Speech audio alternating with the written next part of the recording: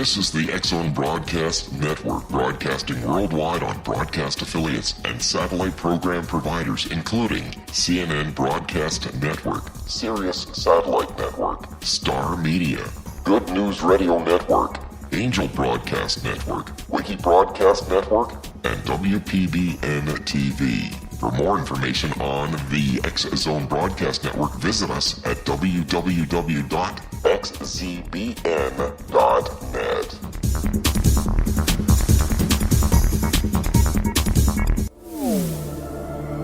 The X-Zone Radio Show with Rob McConnell is largely an opinion talk show.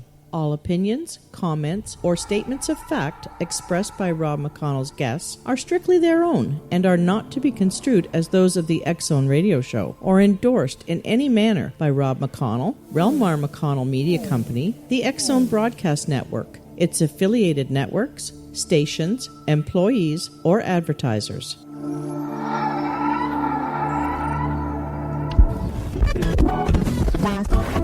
All Hit Radio.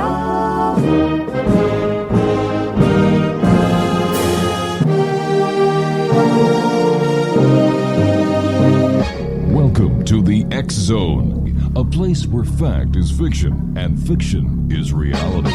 Now, here's your host, Rob McConnell.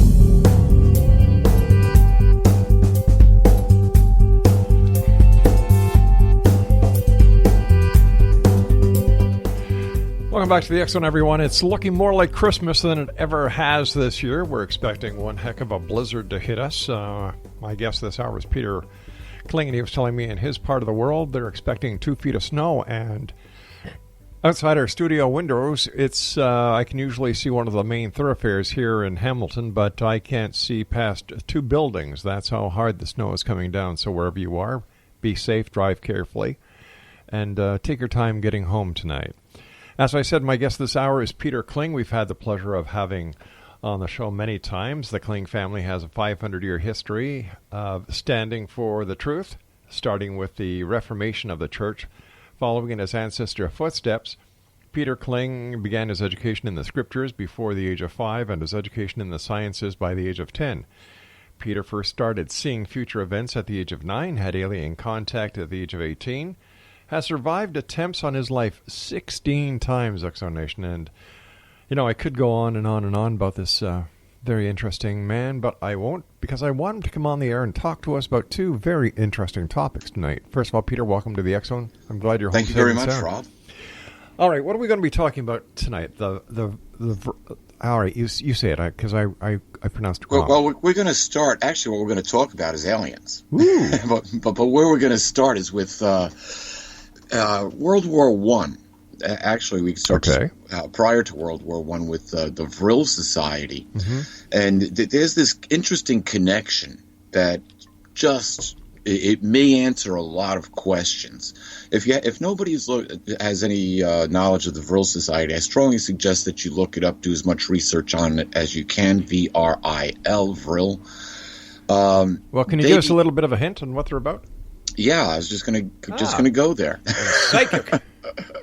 The Vril Society became popular before the turn of the 20th century. They started to gain momentum with people like Madame Blavatsky and other psychics that were in tune, basically, mm-hmm. and being used by the elite. But the Vril Society was a little bit different. They had a connection to child sacrifice. Ooh. And after World War I, they became very powerful. Of course, there was lots of children around, a lot of orphan children around that nobody would miss. Mm-hmm. And so that was one of the center points that they would I guess, thrill themselves with is child sacrifice. But when we look at the Vril Society itself and where it started to gain momentum, there's a connection which goes right back to the Middle East and right back to Samaria, interesting enough. And Samaria, the Sumerian Empire, is where we get the cradle of civilization and the Anunnaki.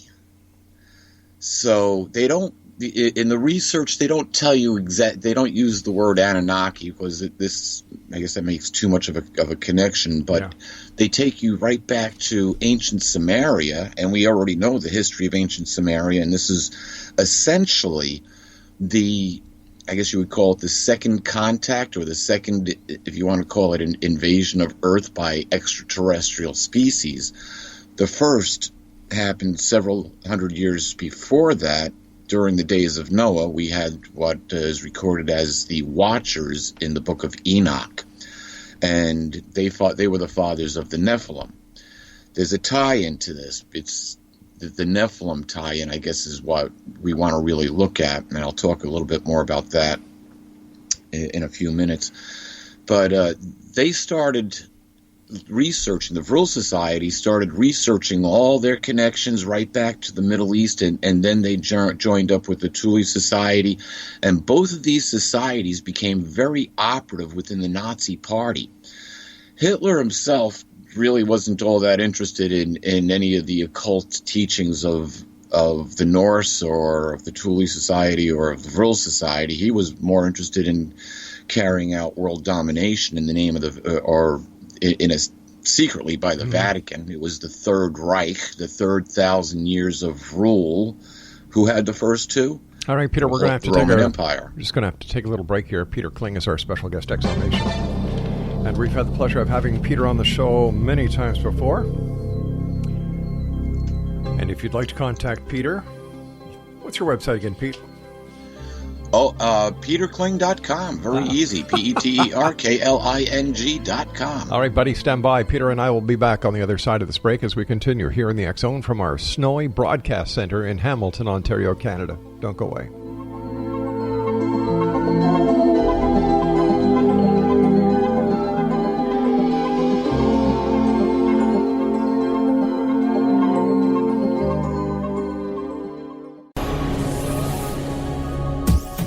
This is the X Zone Broadcast Network, broadcasting worldwide on broadcast affiliates and satellite program providers, including CNN Broadcast Network, Sirius Satellite Network, Star Media, Good News Radio Network, Angel Broadcast Network, Wiki Broadcast Network, and WPBN TV. For more information on the X Zone Broadcast Network, visit us at www.xzbn.net.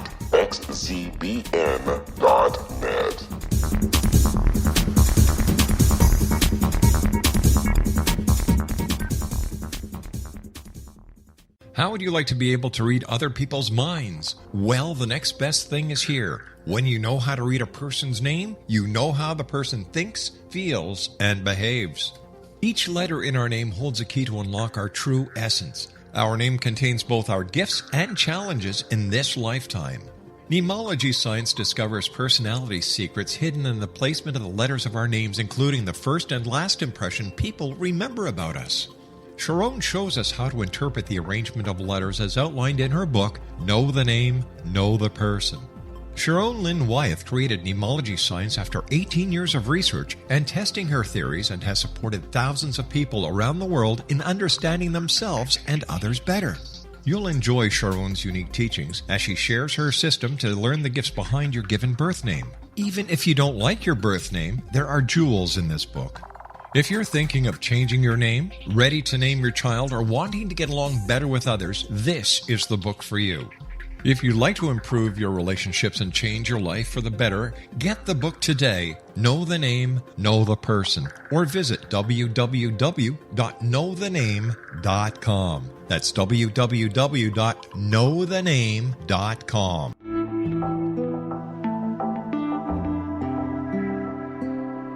Take a step back in time and discover old Florida cuisine at Marsh Landing Restaurant in Fellsmere, Florida. Enjoy delicacies such as frog legs, gator tail, catfish, and swamp cabbage, or enjoy the more traditional cuisine such as hand-cut Angus steaks, ribs, and seafood.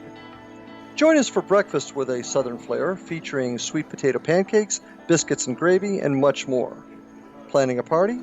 Marsh Landing's private dining rooms can accommodate groups from 8 to 80 people. While you visit, enjoy the historic pictures, artifacts, and stories that line the walls. Marsh Landing is truly a unique experience. Marsh Landing Restaurant, 44 North Broadway in historic downtown Fellsmere, or visit marshlandingrestaurant.com. Marsh Landing, Old Florida cuisine at its best.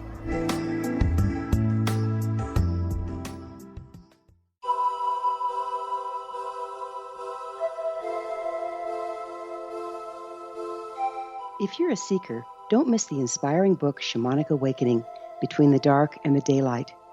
This remarkable work chronicles shamanic counselor and indigenously trained dream decoder Sandra Cochran's 35 years of experience with diverse wisdom keepers throughout the Americas.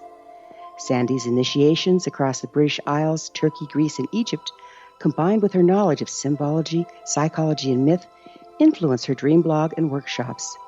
Sandy offers private readings, sacred international journeys, a meditative CD, and her book, Shamanic Awakening, to encourage you as you navigate your earth walk and create a deeper connection to yourself.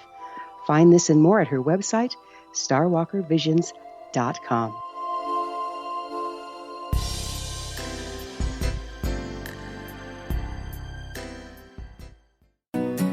www.peterkling.com is the website for my guest this hour, Peter Kling. We're talking about the Vril, Antarctica, and extraterrestrials this hour here in the X Zone.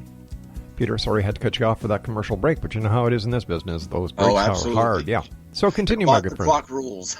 Exactly. Well, when we start looking at this, and this is pre-World War II now that I'm speaking about, both the Vril and the Thule Society become very popular within the Nazi Party. And their whole purpose is contacting extraterrestrial or alien races to get advanced technology. Now, let's see, where have we heard this before? From just about every whistleblower that's had any comments that have come out of Area 51 or the secret space program that's going on in the United States, they all say pretty much the same thing, that there's aliens involved. Now, they don't get into the child sacrifice end, but aliens have been giving us advanced technologies. When we go back and start looking at when UFOs first start showing up, we get the story of Nazi Germany and the Bell and their fly trap where they were carrying out these experiments. But the fact of the matter is, and what we're actually learning, is that the Nazis had developed UFO aircraft prior to the war, oddly enough. UFO aircraft? Yeah, they developed their own flying saucers before the war even started. They had problems with the propulsion systems in them, but they could actually get them off the ground and in the air. They were used as observation decks, basically, during several of the engagements during World War II between the Nazis and other parties. Now, this is different than the Foo Fighters. Foo Fighters are, as a matter of fact, the Foo Fighters might actually be living entities.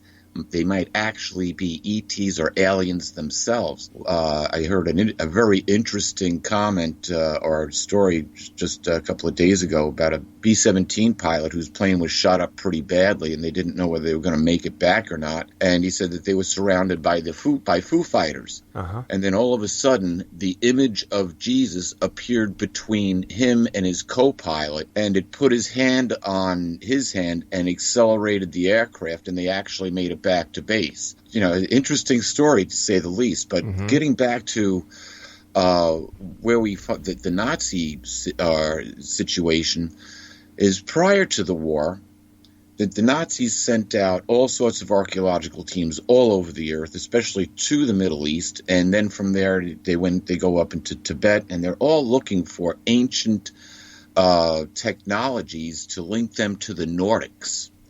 And then we find, well, aren't the Nordics another type of alien species? Yes, indeed they are. So there's this constant connection. Now, how do we know the Norsemen were actually ETs? Well, Nordics. Yeah, they're a race of ETs that claim to be there, blonde hair, blue-eyed ETs, very human-looking. And these were the ones that they believe, that the Nazi Party believed, ruled the planet. Okay, now, just before we go any further, question about the Foo Fighters. How come we don't hear about Foo Fighters anymore if they're extraterrestrial living entities? Well, that because we classify them as UFOs. Those white, the white spots that we see, they could very well be living entities. I'm not talking about anything that looks like a UFO, or you see these triangle-shaped UFOs or tubular-shaped UFOs. Right. Not those. These are white, or they look like white light orbs. And years ago, I saw a phenomenal video of these white light orbs flying around in a field. Was somewhere out west, Colorado, Utah, somewhere out in the western part of the United States. And these things, you could actually see that they were translucent close up, but you could see as they would move, all of a sudden energy, or they would light up toward whichever direction that they were going in. I wish that video was still around, but it was fantastic, and they all looked like oval, kind of like footballs almost flying through the field, except that they're more oval shaped. You're looking at them more from a profile view. Could they have been ball lightning? No. These were intelligent beings, and there were lots of them there. It wasn't like there was just they were photographing one or filming one, videotaping, I guess, one just flying around. There were several of them, and they were close enough that you could actually see through them to an extent, and they weren't all that big. Now, the energy life forms that we're dealing with here can adjust their size. If they have the capability of controlling that energy, it doesn't make any difference whether it's the size of a pin or the size of a Zeppelin, because just take a look at the atom itself. Our atomic structure, which makes up everything in our universe, is 1 part solid for 4 trillion parts of empty space. So you can condense all that empty space down to where there is no empty space within the atom, and it would still weigh the same. I believe they said that you could take the Washington Monument, shrink it down to the size of a pencil eraser, and it would still weigh the same amount just by removing the space that's in it. What's big and what's small, or size, really doesn't matter when we're talking about energy. It's how tightly densely packed we have the energy. And if we are dealing with life forms that are shapeshifters, that are made of energy, they can adjust that energy in any shape that they want. Well, let me ask you this then, Peter. If we were to take the Washington Monument and take all the space between the molecules or the atoms away, and it would be the size of a pencil eraser and still weigh the same, how do people who investigate the paranormal state the claim that energy does not lose its shape? This is what they claim a ghost to be. Now, that makes no sense, because nothing is constricting the form at that point. You are 100% correct, except for the entity itself. I'll give you a personal experience that I had involving a blue energy orb. And I believe I have given this one on the show before. Yeah. I was bringing my son back from college. It was Friday evening. I just set my cruise control for 63 miles an hour. I know exactly how fast I was going. And within 15 seconds of setting the cruise control, this huge deer jumped out of the tree line. Couldn't see it running. It just jumped out of the tree line and made a leap. While it was intending on leaping over the road or over my car or something, but while it was in the air, a blue orb about the size of a grapefruit instantly appeared, blew up like a balloon to about 3 feet, and absorbed the impact of that deer hitting the windshield of my car. So the orb, in essence, became an airbag. Yeah, an external airbag. Right. And that, as bizarre as that might seem, I know what I saw. I literally, the car was still drivable. Right. The windshield was a little shattered, a lot shattered, but it didn't come through. When I got to a safe place, I was waiting actually for my son. I called my son. I said, "Hey, meet me here, and we're going to take the car over to the body shop. Might as well, I could still drive it." I sat there for at least 45 minutes waiting for him to show up and going over and over and over again in my mind and what I had seen. I never saw anything like that before. Heard about blue orbs, heard about orbs different colors, but never saw them. So instantly, and it was all over in a second, Rob. Less than a second. It appeared, it expanded, the deer disappeared, and the deer got up and pranced off like it was proud, as my son would tell you. He went back to check on the deer. I was I didn't know whether to go back and run and check on the deer or check on. I was looking at the car. I was like, what did I just see happen? But how can your son? How can your son tell me about the deer if he wasn't in the car with you? No, he was. He saw her too, and he went back he ran back to go check on the deer, and I was like in total disbelief of everything that I had just seen happen. Okay. And he said, well, as he approached the deer, it was all jumbled up on the side of the road, and all of a sudden it just jumped up and pranced off like it was proud. He said. So it was laying on the side of the road, stunned, and when it came to, away you went. Yeah, absolutely. And that deer just got hit at 60 miles an hour. So that's what happened to the year that Rudolph wasn't on the sleigh. Well, I don't know if it was Rudolph, but I'll tell you what, it was certainly an experience.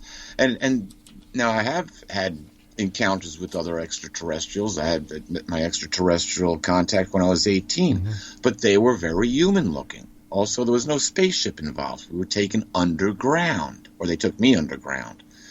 So I can't tell you where it was underground. It felt like I was in the bowels of a castle. That's all I can tell you, but I know it was underground. No spaceship involved ever. So when we go back to these orbs, I wish I could remember which whistleblower said. Just about 2-3 weeks ago, I had heard another whistleblower talking about UFOs, and he had made the statement that when we see something that has seams or straight edge lines, but he used the term seams. If it's got a seam to it, we made it. It was made on Earth. He said the light orbs that you see, especially like when you see a mothership and it's like all these little light orbs start coming out, he said those are actually living beings. Okay, now this whistleblower, how come they come out and they never bring any evidence with them? Rob, how much evidence? I've had firsthand contact several times, but what evidence do I have? The only evidence I have is a picture of a car with a smashed up window. I know. So how can we believe these so-called whistleblowers in the ultimate times of fake news? Well, let's go back and take a look at this whole situation with World War II. We have these stories of UFOs. I watched a video of the actual Nazi bell chained up inside the fly trap, and they were trying to control it. This may have been the same object that landed in Kecksburg. The Nazis had several different teams of people working on what we would consider UFOs. Well, let's face it. They just had one central NASA. They had a bunch of different teams. Well, let's face it, Peter. If it wasn't for the Germans and the Nazis, the Americans would have never got to the moon. Well, you just picked up where eventually I'm going to head here. Before the war, the Nazis send out an expedition to Antarctica. After the war, they send out an expedition to Antarctica, and it comes back that the first expedition came back and they said we found Valhalla. It was a paradise there under the ice. Now, you can believe that or you don't have to believe it. It doesn't make any difference to me. But that's what's reported. You can do the research and find out the paperwork yourself. However, after the war, we have a very interesting thing happen. We get Admiral Byrd's trip to Antarctica, and he doesn't tell you what the trip's all about, but he says it's military in nature, and it's alleged that they got their butts kicked by flying saucers. Now, let's go back to, again, just after the war. And you brought up Wernher von Braun here. Yeah. And Wernher von Braun it's alleged that he was brought over with about 3,000 scientists, and they basically headed up the space program. Right. What is not told is that about another 47,000 people were brought over, including people from the Gestapo and the SS. Secret Service, the people that guard the president, they were brought over, but other top scientists in different areas were brought over, and possibly even Joseph Mengele was brought to the United States to carry on his genetic experiments. I thought he was in Brazil. Yeah, and as a matter of fact, the FBI, I read the document itself, it was in 1947, the FBI put Hitler in Argentina. So Hitler didn't die either outside his bunker. He never committed suicide. He lived to die of, quote, natural causes, I guess, for old age. But on the other hand, there has never been any documentation found to substantiate the claim that Hitler was actually in Argentina. Correct. except for this one piece of information that is actually a report by the American FBI, where they place him there. So the FBI said he was there. And what was the FBI doing outside of the United States where they had no jurisdiction? Good question. This is post-war. It's like anything goes back then, I guess. Now we've got rules and regulations for this whole thing. But let's go back and take a look at this, what happens. Okay. After the war, some pilot reports seeing, and this is where flying saucers. Hey, you and I have got to take a break, my friend. Please stand by. Okay, we'll pick it up. Yeah, this was a lot of fun. Exo Nation, my guest is the one and only Peter Kling. www.peterkling.com. We'll both be back on the other side of this break. Don't go away.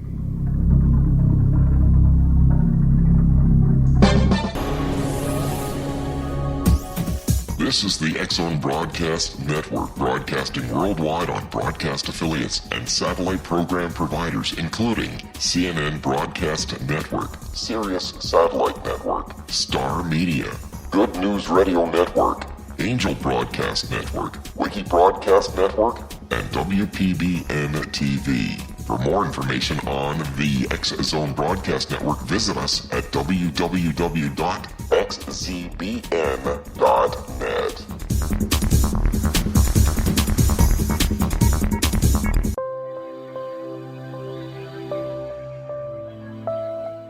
There's a legend shared by many indigenous cultures of a time when the nations were cast to the four corners of the world. Each nation was given a body of sacred knowledge that held a different portion of the truth to preserve. True reality could not be known until all the nations reunited, combining the information. If a single one was missing, the world could not be reborn and darkness would prevail. The Science of Magic Radio is dedicated to reuniting the sacred knowledge. With the understanding, none of us has all the answers, but together we can open new perceptions and possibilities. Through our combined vision, the world can be reborn into a place where darkness no longer prevails. Join me, Gwilda Wiyaka, and the Science of Magic daily on the X-Zone Broadcast Network, xzbn.net, or visit us at thescienceofmagic.net.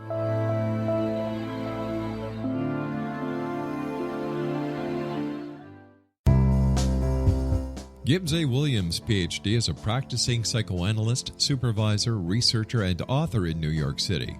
Much of his life has been dedicated to understanding nature and the uses of meaningful coincidences or synchronicities.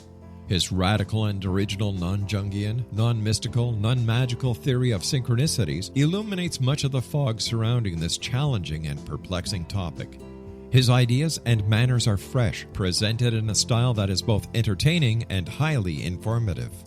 He is also an expert on crisis intervention, specially focused on violence reduction for the police and citizens, mastering anxiety, frustration, and stress without the use of medication, and effectively preventing and treating heroin addiction.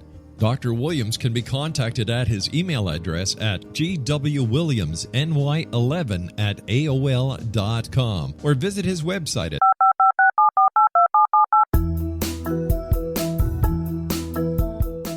Did you know that when you're on the road with limited data or Wi-Fi, you can still listen to the X-Zone Radio Show with Rob McConnell, The Science of Magic with Gwilda Wiyaka, X-1, Dimension X, Space Patrol, and every minute of the X-Zone Broadcast Network by calling 213-401-0080, courtesy of Audio Now. No smartphone, app, or internet needed. It saves your data plan, and it's free if you have unlimited minutes. Call 213-401-0080 to listen on any phone, anytime, anywhere. Remember 213-401-0080 for the best of the paranormal, parapsychology, and sci-fi radio programming anywhere, 24/7, 365.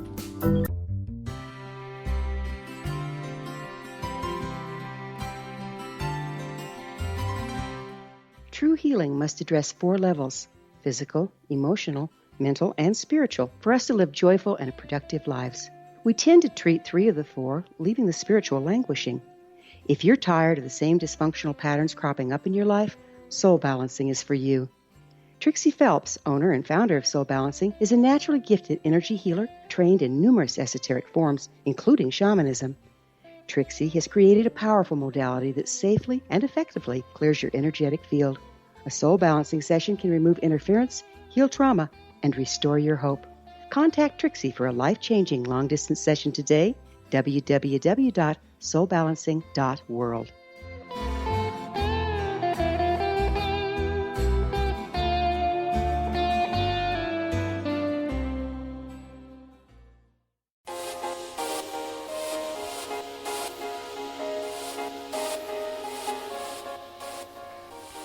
Peter Kling is my guest this hour, www.peterkling.com. Let me see. Let's do a little bit of a recap. The Foo Fighters could be extraterrestrial living entities. The Nordics were extraterrestrials. Of course, we all know about the group of Nazi scientists that were brought over to the United States, and if it wasn't for them, there'd be no American on the moon. Let me see. 47,000 other Germans were brought over to the United States. Hitler was found, or the FBI in 1947, was it, Peter?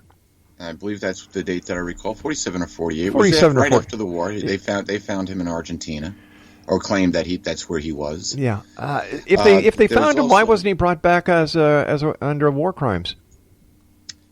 Come on, Rob. What?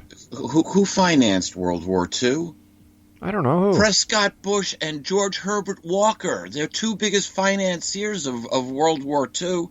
Henry Ford's motor plant over in Germany never got bombed. It produced motor vehicles for the Nazi regime throughout the whole war. Millions, hundreds of millions of dollars went from the United States over to England, and then from England it was funneled into Nazi Germany.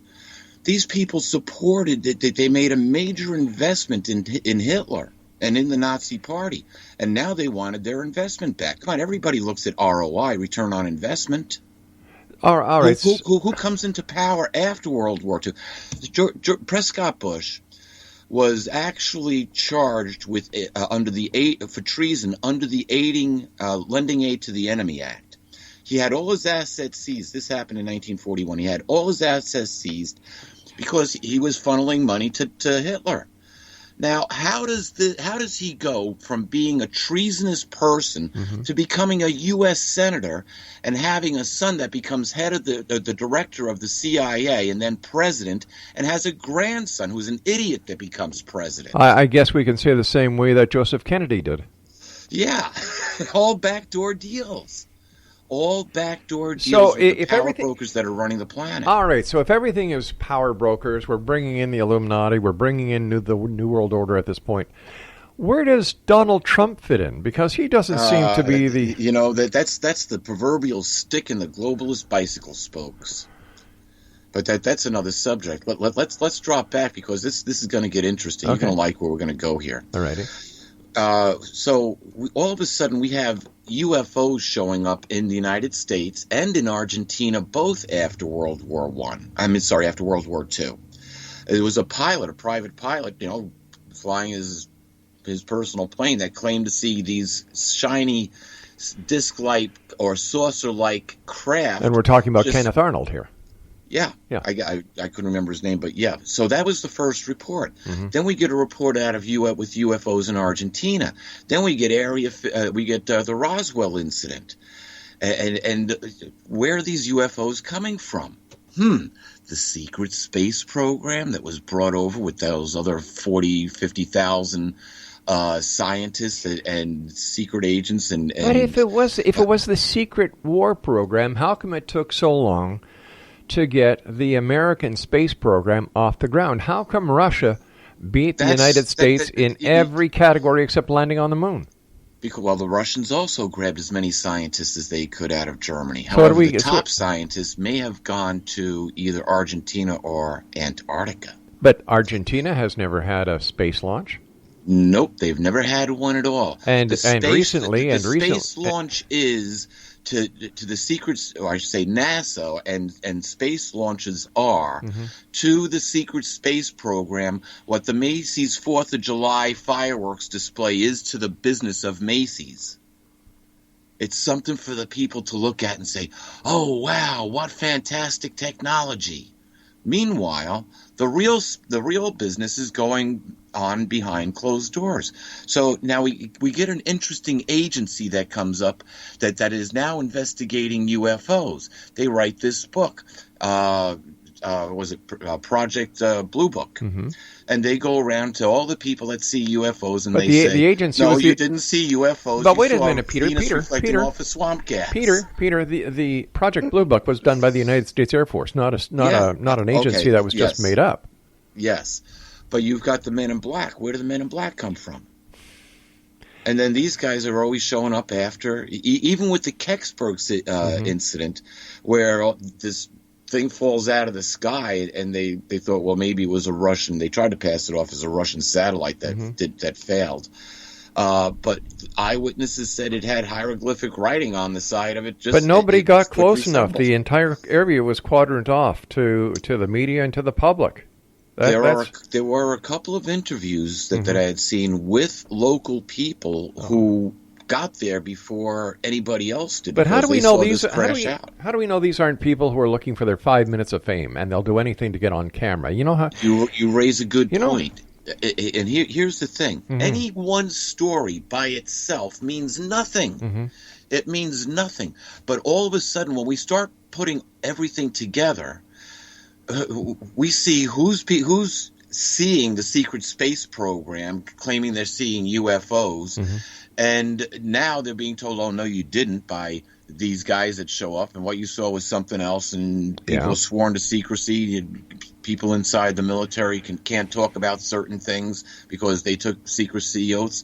Right. You start stacking all this stuff together, and now you have a mosaic.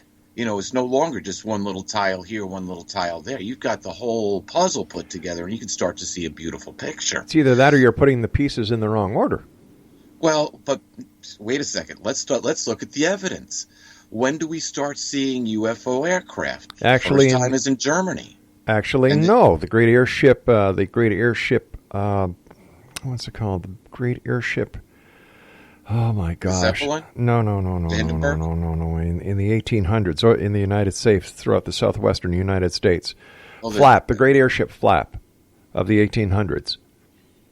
People were reporting airships, strange airships. You've got in paintings that the masters did, the great masters, going back hundreds of years, strange anomalies in the sky. Oh yeah, we can go back throughout history. So how do we kind of give the Germans credit for all this when this was throughout history? Well, because our technology didn't advance enough to where we could do it ourselves. Once upon a time, we didn't know what genetic engineering was. Once upon a time, Peter, we didn't know that there was a North America if we lived in Europe, too. Yeah, we can go back. We had a lot of limited technology. However, let's face it, it's alleged that they're finding these secret weapons in these ancient tombs. I love the story of the Sphinx. What word did you just use when you started that sentence? It's alleged. Alleged, yes. So how can we take anything that is not proven to be a fact and give it any credibility? That has never made sense to me. Okay, let's take string theory. We can't prove string theory, but the mathematics works out in several different ways. Yes, not only to go to mathematics, string theory, M theory, and superstring theory. Yes, the mathematics that we know today. Yes. All right? But what happens, everybody looks at Einstein as being this great person whose mathematical equations have solved a lot of the problems of the universe. What happens if he's wrong? Well, you see, that's when our technology gets to the point, then we'll be able to prove whether, yes, it's true or no, it's not true. See, I look at things and I say, well, okay, fine, you're taking it based on this, but what about the frigging facts? Like that old Wendy's commercial. Where's the beef? Where's the flying saucer? Where's the dead alien? Where's the dead Sasquatch? That's always been, Rob, I have turned around and raised the same objections. I have made the statement that we could take all of the alien data that we have, all of the physical evidence, and we could put it in a shoebox and lose it. What physical evidence? What physical evidence? There is none. Yeah, it's not there, exactly. And when you look, you take it all, put it in a shoebox, and lose it. Yeah, and you look at Roswell, once again, everybody looks at Roswell as the mecca of ufology. I can give you one example to prove beyond a shadow of a doubt that the entire Roswell thing was nothing else but a bunch of bunk. It's very simple, and people go over this fact each and every time. In fact, I told Stanton Friedman about it, and he said, well, here's the fact. Jesse Marcel, a base intelligence officer, goes to the Brazil farm, picks up what he believes, he doesn't know what the hell it is, according to his report. But what he does is he takes this evidence, and instead of bringing it back to the base and maintaining the chain of custody and the chain of evidential proof, what does the idiot do?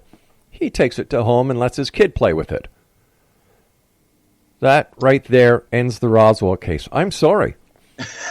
Rob, I'm not going to disagree with you. Honestly, I'm not. So why does everybody look at Roswell as being this great case, this great mystery, this great conspiracy? The conspiracy and the cover-up is maintaining the credibility of Jesse Marcel Sr.'s ass. That's all the credit. That's all that happens there because he broke military protocol. Now let me ask a question. Sure. If we had a secret space probe, we see too many pictures, too much video footage now, which can't be explained. I'll give you a great one. There's several different shots of this. The orb that appears over the Dome of the Rock in Israel at the Temple Mount. I believe it was right on Christmas Day or a few years ago. You can see the videos that are out there of it. I think they've got 3 different directions. Tourists taking videos of the Dome of the Rock at night, and then all of a sudden this orb shows up and then zings up into space, and there's other orbs above with it. Was it a UFO? I seriously doubt it. It would have to be a real small one-man craft. Well, anything that cannot be identified is a UFO, unidentified flying object. Yes, but could it have been an actual, literal, living ET, an energy orb, a shape-shifting energy orb? Absolutely, it could have been. Okay, question for you here. Dome of the Rock, Christmas time, thousands and thousands and thousands of people, both on the Christian side and on the Muslim side. Only 3 photos? I believe there's actually 4 videotapes of it. Only 4? 4 different directions. That doesn't make sense. I'm just reporting what's out there, Rob. And you question it, but you have to look at it. Okay, is this Photoshop? I've seen too many things. I've had too many unexplained happenings in my own life for me to say, oh, no. Yeah, but you see, Peter, you tell me you've had the experience. You've had the experience. This isn't second, third, fourth hand evidence or hearsay. This is you who had the encounter, relaying the story. And so yes, now I can give my experience from the first person, but anybody that turns around and quotes me, it's all hearsay. Everything that I say is hearsay. The only thing that I can produce are the pictures of my car. Yeah, and that doesn't prove that there was a blue orb involved. It just proves that there's this round indentation in the windshield with the deer that literally went across the whole length of the car. He pissed down the driver's side and his antlers bent the rain gutter on the passenger's side. That'll do it. The windshield's got this round depression in it, just right in the center, right where the orb was. So that's all I got. Yeah. That's all I've got. And if you want to see those pictures, you can actually go to my Facebook page, and those pictures are right there. It's a gray Mitsubishi Galant. I love that car. All right, stand by, Peter. We've got to take a break. Exonation. Peter Kling is our guest. www.peterkling.com. And we'll be back on the other side of this break as we continue here in our broadcast center in Hamilton, Ontario, Canada. Don't forget, Exonation, if you'd like to listen to all the programming of the X-Zone Broadcast Network, find your favorite host, find your favorite show, find out when it's going to be on, and all you have to do is go to www.xzbn.net. I'm Rob McConnell. Don't go away.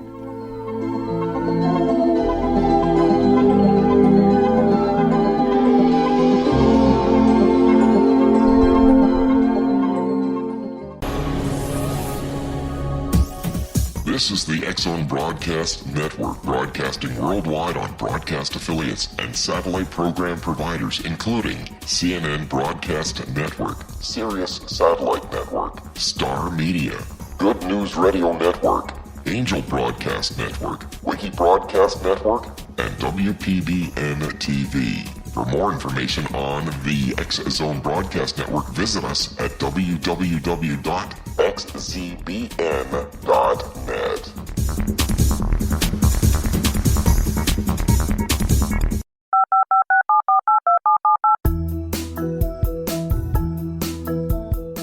Did you know that when you're on the road with limited data or Wi-Fi, you can still listen to the X-Zone Radio Show with Rob McConnell, The Science of Magic with Gwilda Wiyaka, X-1, Dimension X, Space Patrol, and every minute of the X-Zone Broadcast Network by calling 213-401-0080, courtesy of Audio Now. No smartphone, app, or internet needed. It saves your data plan, and it's free if you have unlimited minutes. Call 213-401-0080 to listen on any phone, anytime, anywhere. Remember 213-401-0080 for the best of the paranormal, parapsychology, and sci-fi radio programming anywhere, 24/7, 365.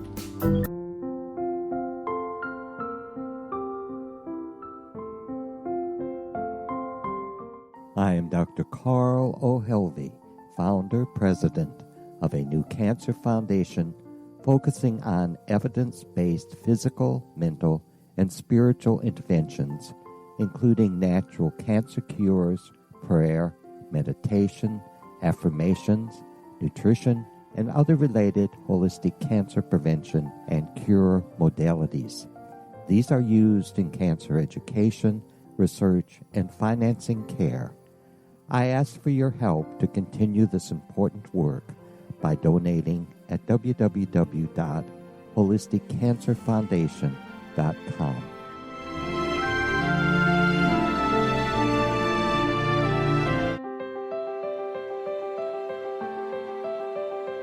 Wouldn't you love to know the secret to everything? I'm Dr. Kimberly McGeorge, and on The Secret to Everything, we will merge the practical with open investigation into all realms of the mysterious.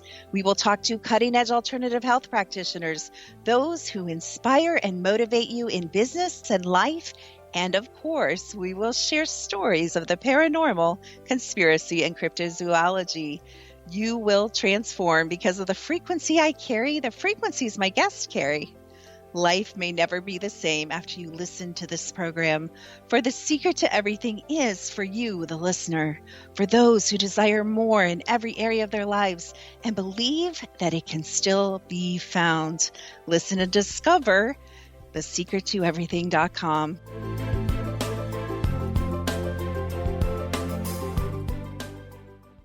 Little children aren't the only ones afraid of the dark. Millions of soldiers return from war zones with PTSD, anger, frustration, fear, and loneliness, much of which surfaces during the darkness of the night. You have the chance to change the lives of these American heroes. Songs and Stories for Soldiers.us provides free MP3 players for these men and women. With a list of 3 million songs in 16 different styles, 100,000 audiobooks, and 30,000 old-time radio programs, every veteran can find something to soothe and comfort them at no cost. All our players contain an 8-hour audio program designed to help veterans fall asleep. With 1,500 plus vets now participating, it's our goal to deliver 10,000 audio players this year. Go to our website at songsandstoriesforsoldiers.us. Help us help a veteran make it through the night.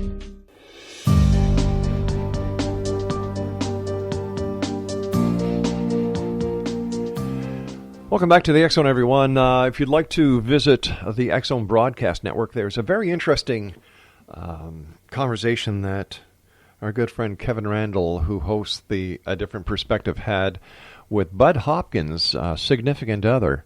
And during the interview, she blows the whistle on hypnosis and the UFO community. Go visit Kevin's website, or go to xzbn.net, click on Kevin Randall, and that show will be there along with the other shows that Kevin has done with, Colonel Charles Halt, Glenn Kimball, and the list goes on and on and on. That's A Different Perspective with Kevin Randall on the X-Zone Broadcast Network. Peter Kling is my guest, www.peterkling.com. And Peter, we were talking about the hidden space or the secret space program.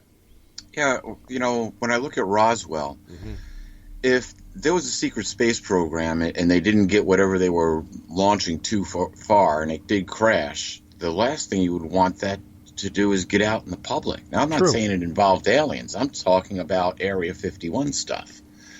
And we have all these sightings of UFOs or flying saucers after the war, and it increases through the 50s. It gets the late 50s. They do Project Blue Book, where they say, oh, well, there's no such thing.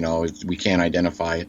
Yet, oddly enough, NORAD, which is only one of two government agencies that are above the Freedom of Information Act, covers all alien experiences or interaction, I guess you could say. Anything that's UFO or alien that gets reported, both in Canada and the United States, goes to NORAD. And NORAD doesn't have to say a thing. Not anymore in Canada. Did Canada change that? Canada changed it, and in fact, it is no longer deemed a government priority or a police priority. All UFO reportings go to Chris Rutowski of the University of Manitoba. Interesting. They're going to an academic. They're going to a private citizen because the government no longer feels it necessary to take any notice or credence in any reports. Well, that maybe I should talk about. We may wind up getting disclosure before too long. We're going to have to see what happens. But, we've got too many sightings, too many videos, too many reports, too many strange things. I mean, we can get into cattle mutilation and weird things like that. And it all points back to something that I said years ago. And that is very possibly that they are manufacturing, genetically engineering an alien cloned alien army. We have the technology. We certainly have the technology.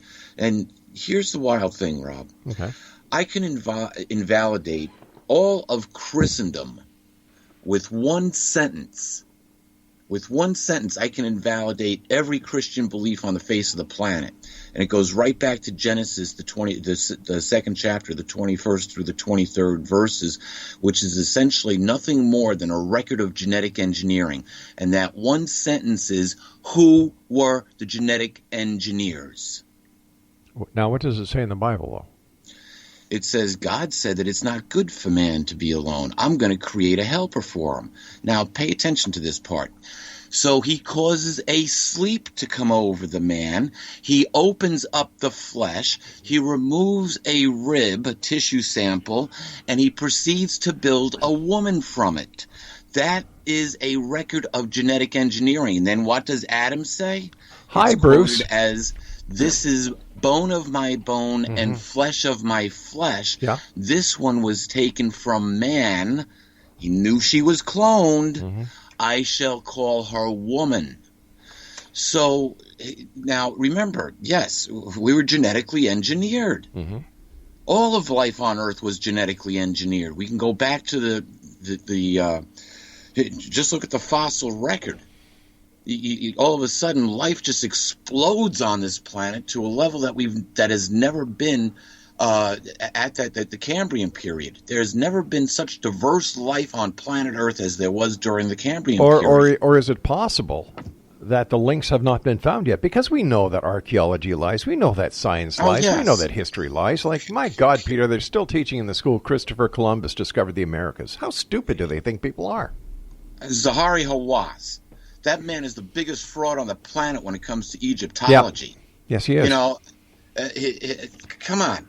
But Dr. Robert Schoch said, hey, the Sphinx is from 7,000 to 15,000 years old, and we know because it's got water erosion on it. And then he carries out ground penetrating radar, and he says, oh, guess what? There's a chamber under the pore of the Sphinx, and there's something in it. And then Dr. Zaharia Hawass, as they're pumping water out from under the Sphinx, says, oh, we're down 15 meters. There's no chambers. There's no nothing. We're in rock. We're just pumping the water out because it seeped in from the Nile River, and it's the ground is settling. Yeah, but he was also good for Shock said they had to go down 25 meters. And then they hold a Red Bull event in front of the Sphinx that takes them 6 months to put up while they're doing the excavation. Mm-hmm. And when they finally turn around and admit to finding the tomb of Osiris under the Sphinx, Hawass says, oh, it was empty. Grave robbers must have gotten to it. Yeah, Wait a minute. They had to pump all the water out of it. How are grave robbers going to get in But there? look how much publicity that guy got for Egypt, how much tourism, and how many dollars he was able to bring to Egypt. Man, he was a Donald Trump of the Egyptian tourist trade. Yeah, and he never told the truth about anything. You go back to ancient Egypt, Upper Egypt and Lower Egypt. Yeah. Lower Egypt was made up mostly of the Hebrews. Yeah, but you see, Peter, this is what I'm saying. Within the paranormal UFO community, there is so much bullcrap. People do not tell the truth. They tell the listeners what the listener wants to hear. Ah, that's why we need to do the research. That's why we need to go back and start to string this together. Exactly. I agree with you, my friend. Once we string it together, then we can see where it's going. But you know what? Sensationalism sells. How many authors? Absolutely. How many authors are there out there who go on the internet, collect information, put it in a book, and sell that book, and then go on speaking tours, speaking engagements? My God, what would Stanton Friedman be doing without UFOs? Exactly. Now, here's the difference between Letters to Earth, The Future is Yours, which is the book that I wrote. Yes. The research for that book started in 1980, long before the internet. Back when you had to actually go to libraries and read books. And trust me, once upon a time I had a very nice library, mostly reference books. Divorces have taken that away from me. Ooh, a lot of sorry to my hear good that, reference books, but whatever. It's cheaper to stay married, Peter. Rob, I look at my life in a very peculiar way. I have no regrets over any of my past, and I've got a most bizarre life, and I say I've lost everything literally 3 times. Wow. I was on the verge of becoming a multimillionaire, and literally that was the last time. I had put together a contract in Ukraine. We had projections put out.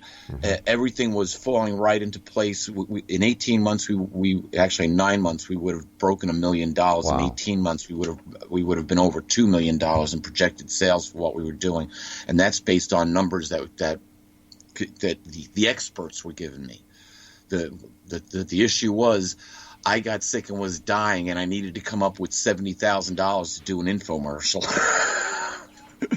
My health took precedent, but anyway. Wait a second. You're going to make billions of dollars and nobody would front you $70,000?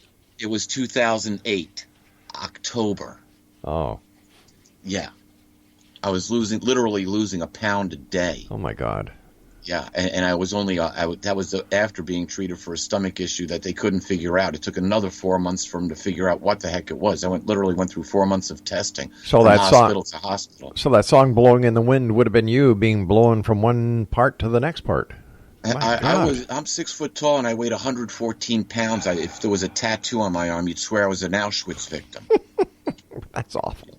Yeah, that's how bad it got. But I literally lost everything. The only thing that I had left, I mean, come on, with the medical costs, 4 months of testing, and then needing a major operation to correct the situation. That's awful. Yeah, the only thing I was left with was the idea of, the first trip to Ukraine during the Orange Revolution. I was told to write letters to her. I was told to write a book. It's what you need, you need to write a book. So I did. Letters to Earth. The future is yours. And it goes through all of this. And I'll tell you, I got death threats for writing this thing. From Literally who? Death threats. I From was who? warned. Watch your back. They're going to come after you. For what? Because read the book. I got too close to the truth, as I've been told. I had somebody a couple of years ago say that there was a hit on me.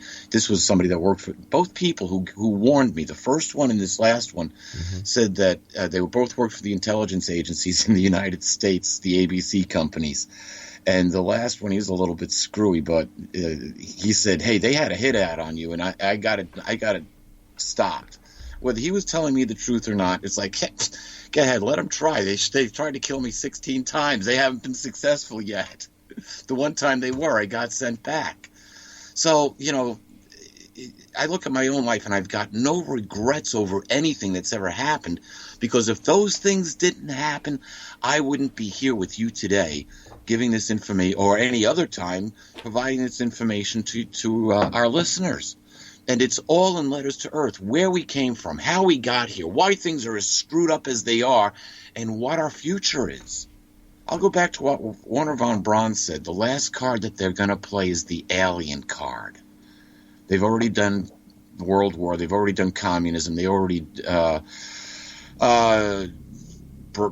globalized the world to an extent. Now, you brought up Donald Trump. He's the stick in those globalist bicycles. Well, we'll have to talk about that the next time you're with us, Pete, because we've run out of time.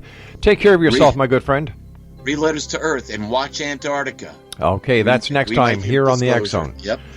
Peter Kling, www.peterkling.com. I'll be back on the other side of this break as we continue here in the X Zone from our broadcast center in Hamilton, Ontario, Canada, on the X Zone Broadcast Network, www.xzbn.net.